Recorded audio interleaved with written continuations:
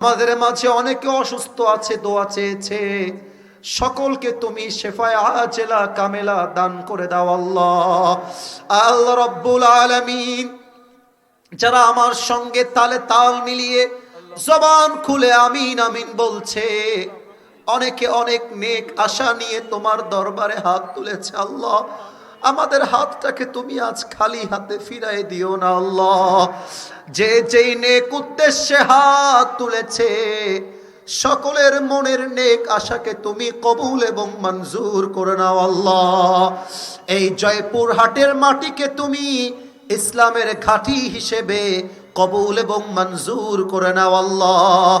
মাদ্রাসার যেই ছাত্ররা পাগড়ি নিয়েছে, সবাইকে তুমি যুগ শ্রেষ্ঠ আলেম হিসেবে কবুল এবং মঞ্জুর করে নাও আল্লাহ। এদের হাফেজ হওয়ার পেছনে মাদ্রাসার কমিটি